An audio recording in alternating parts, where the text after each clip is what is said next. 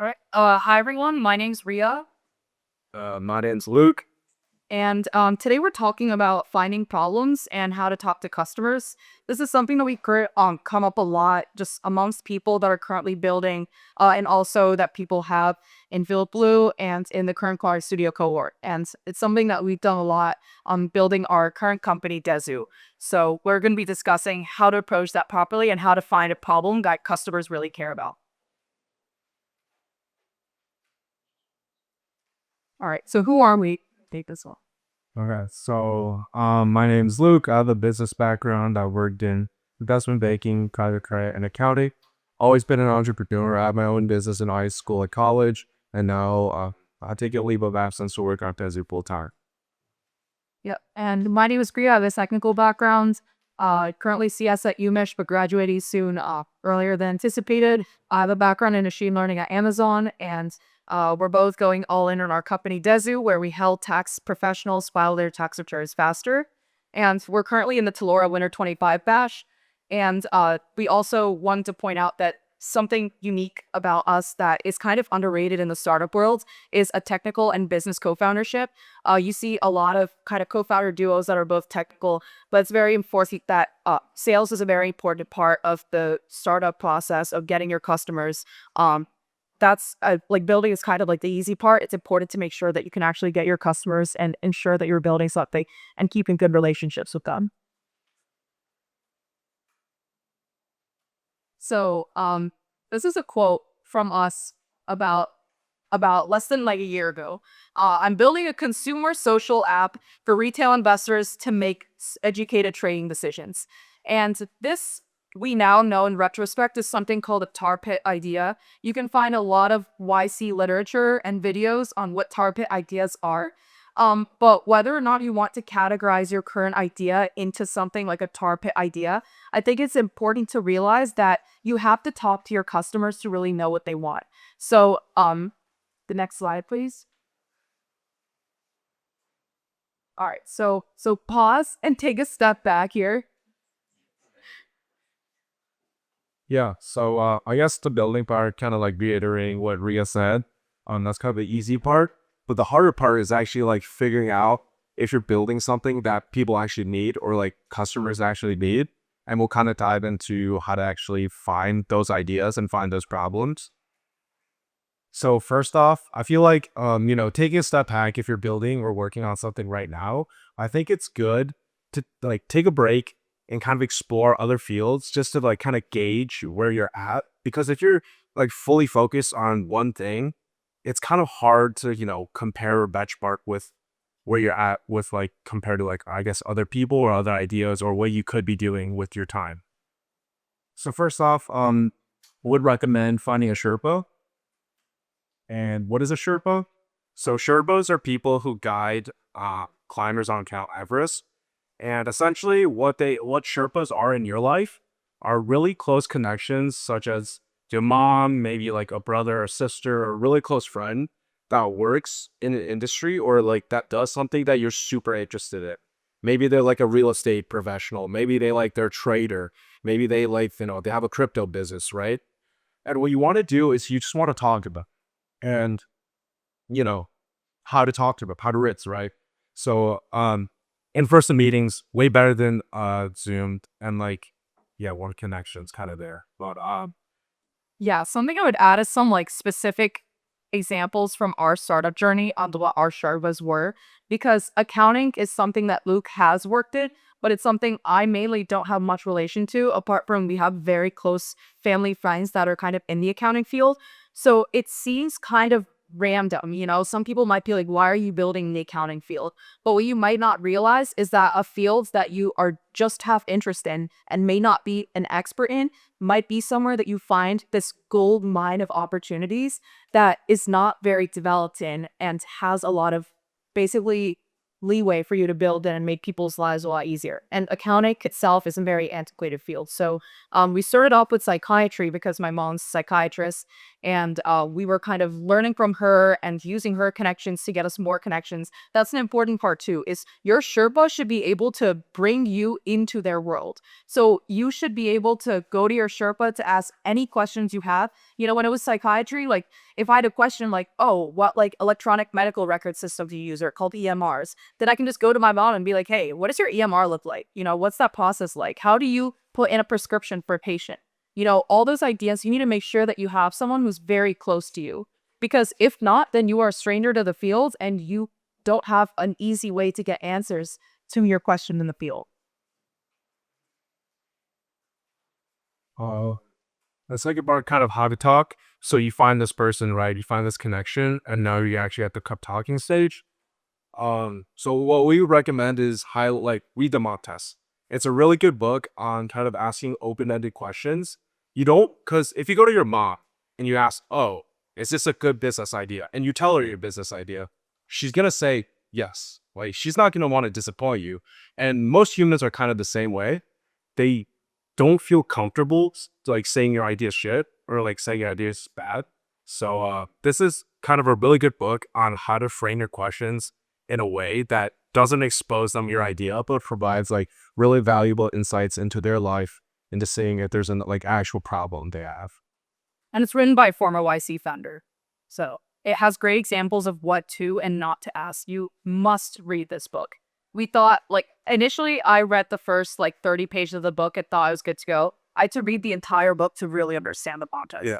Yeah, we read the entire book like two times. Yeah. All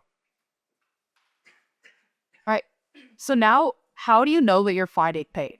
So this is an exercise that we like you to do with someone around you or next to each other. Find like a buddy, because you're going to want to practice this. So how you find pain, right? Say that you found your psychiatrist and you want to find pain in the psychiatry field.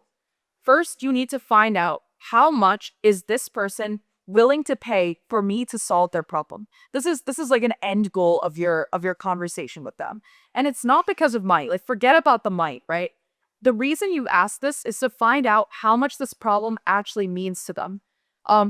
The example that Ellie, the co-founder of Talora, likes to tell us is if you have this giant, ugly, purple and red rash on your face, you're gonna pay money to get it solved immediately. It doesn't matter if you know if it's a verified solution, if whatever. If your doctor says, hey, I have this thing for you, you're gonna try it out immediately. You have to find those hair on fire problems, and you find out how much of a hair on fire problem that is by asking them their willingness to pay. And don't make it theoretical, like, would you pay? Ask for that money right now. You must get that money right now. So here is what you have to do in this conversation to make sure you're asking the right questions. One is leave like close-ended questions in the past, right? Like don't ask things like, would you use my product, right?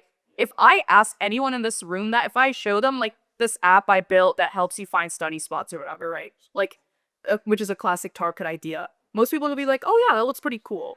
Like, oh, sorry.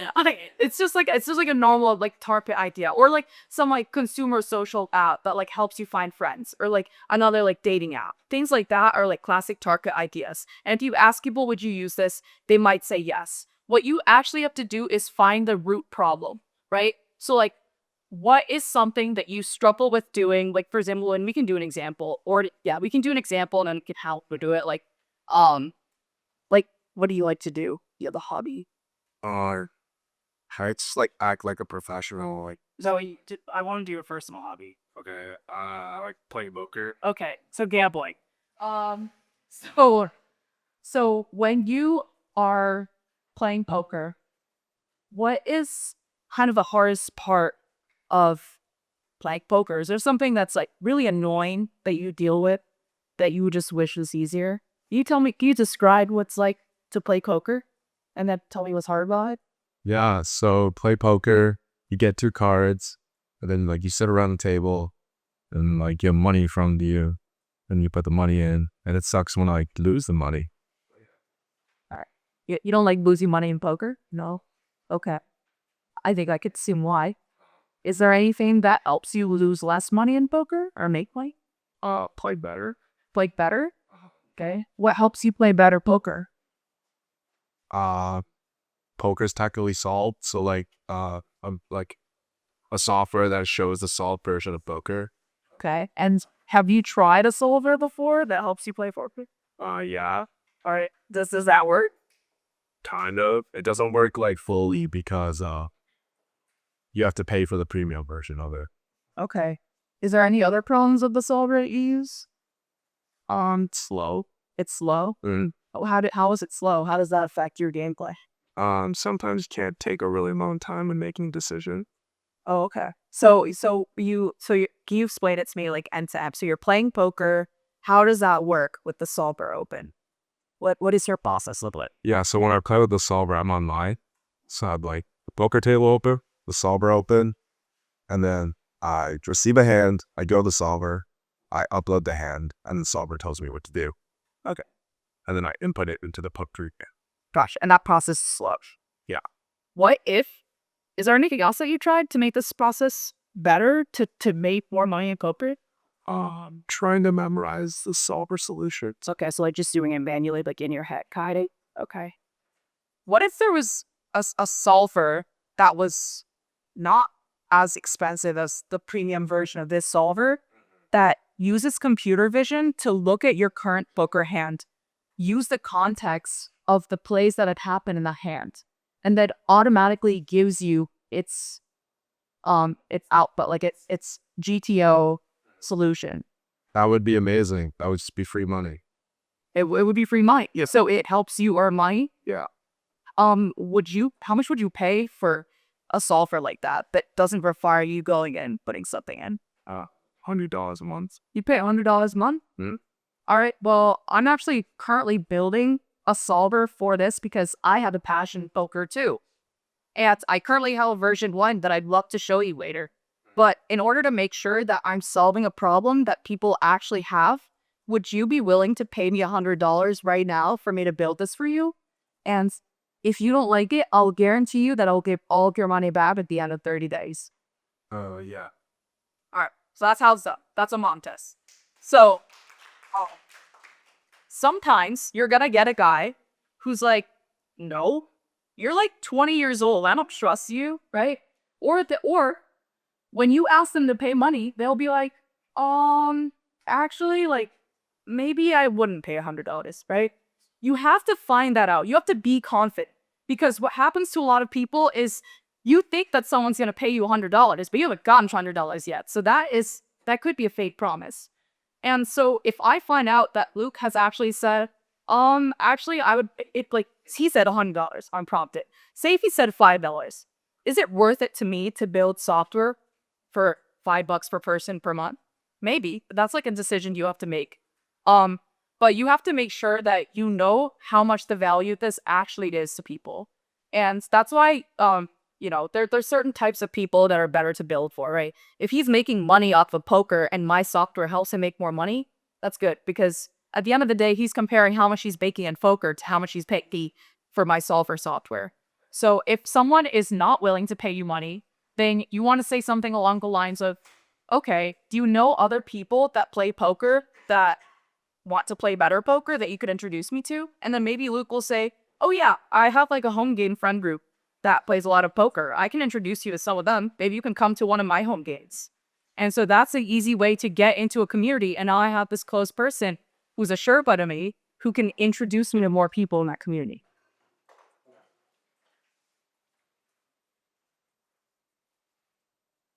Yeah, so I guess kind of the key points are just like don't pitch. So like don't never go into a conversation having an idea and trying to like sell them on it.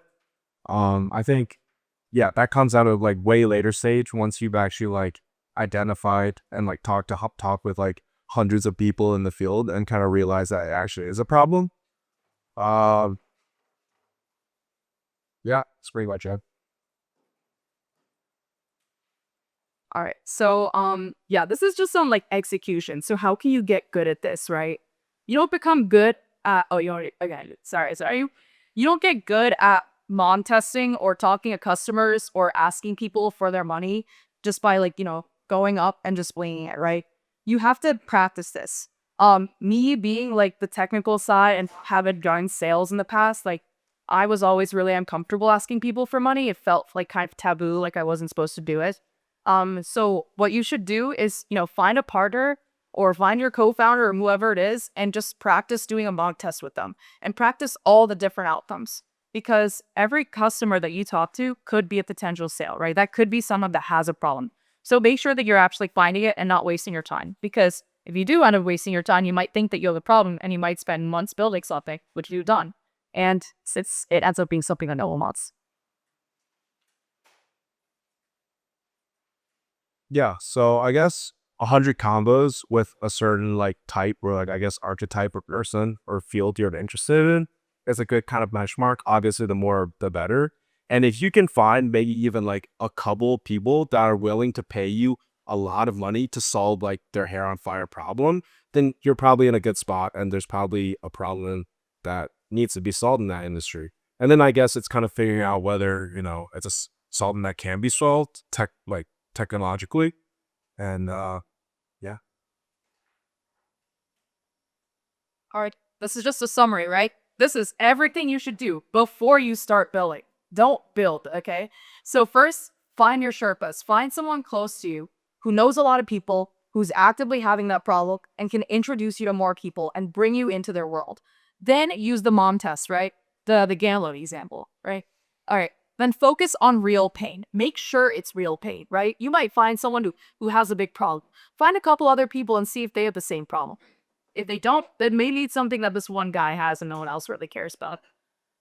Validate with conversations, not code, right? Don't write code, show it to someone and be like, hey, what do you think of this, right? Have them use it, have quantifiable metrics that actually prove that your code is doing something for them, or whether it's code or whatever it may be. Also like practice, find your co-founder, find a friend who'll be like, hey, can you pretend to be a lawyer?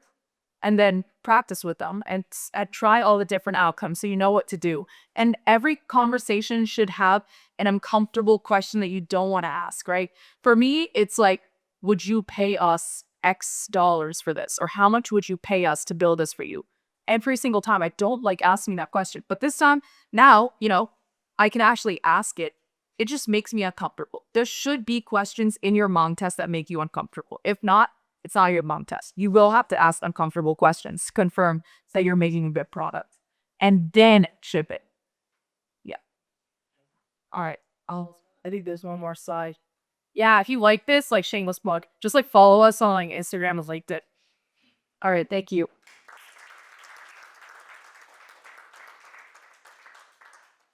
Uh, Any questions? So I have seen a few startups that seem to be doing somewhat kind of Gen AI and accounting thing, which is like, on one hand, that's like a validation of the utility of your idea. But on the other hand, it's also obviously like competition. How do you kind of like strategize around that? Yeah. Oh, I have the answer. Right. My answer kind of is like, at the stage we're at, competition isn't really real. And like what we're doing, like that we have competitors, but most of the time, like I guess another thing to kind of emphasize is like you want to build in a field where like the competitors suck. So like in accounting, the top suite talent aren't really going into this space. Like but if you're doing like dev tools or something else, that might be like a lot harder, where if like more fierce competition. But yeah, other companies may be doing it, but that doesn't really mean anything if we can just close customers and essentially make them happy and essentially grow. Yeah. Also, competition is really good because it essentially validates that there's a problem there and there's people trying to fix it. I would say, and Eliam also says that he would be concerned if you have zero competitors. Because why are there no competitors? Is it because there isn't a problem there to solve? Is it because the technology just isn't there yet and it's something that can't be solved yet? But so if there's a field where you have zero competitors, that's actually like questionable. You should probably be asking more questions about why there isn't already someone building it. In our case, we have a pretty specific problem within accounting, and there is a competitor. They're large, but they've recently been acquired. and they don't do a very good job at what they're supposed to do. That's good. Make sure that if you have competitors, they're not that good. You could beat them. So, and also you don't have to you don't have to get every single accounting firm, right? Being a good brand, you build it over time and you slowly take clients from them. You pick them out. Yeah. Leo. Could you go into specific more detail how it's like what you're working on and like what is that hitting how you're building and why did you settle on the setup system of it? Yeah, so we're automating a specific tax form for accountants. That has to deal with like pass-through entities that like individual business owners or that they have. So typically accountants spend a lot of time, manually enter that data in, up to like 30 minutes to an hour per form. And let's say they have, I don't know, 10,000 whatever forms that they have to file.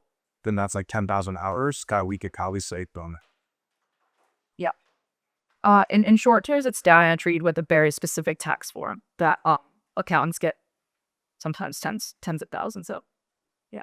And why is because we've been exploring a lot of the field, and that was something that we kept hearing over and over again, right? Like sometimes people are very vague about it. They say, oh, data entry takes a lot of time. But then you have to keep asking them, what about it? What about it? What have you tried? And really find out if it's a problem that's worth solving. So that's what we're doing. And we use, and to answer your question about the competition, we use like very cutting edge technology, machine learning, to make sure that numbers are accurate, calculations are being performed, and information is being extracted accurately. Yes. Why are you passionate about this? For me, it's like I work in the space. My mom also was accountant. So kind of the family background and kind of my own personal experience. Working kind of sucked. I'm not even gonna lie. It just sucked. I wouldn't want to do that again. It was just a lot of bullshit in Excel. So making like just accountants' lives easier is something definitely I care about. Yeah. You want to make sure you like love your customers. And our customers are like, I feel like they're pretty cool, and like their brains work pretty similarly to the way my brain works, kind of as like a technical person. Like if computers weren't a thing, I feel like I might be doing accounting. So I feel like, you have to like your customers, and I do like our customers. And also the problem is just so bad that I'm like, this is kind of cool that we can actually help so many people with something that isn't necessarily a glamorous thing. Yeah, that's why.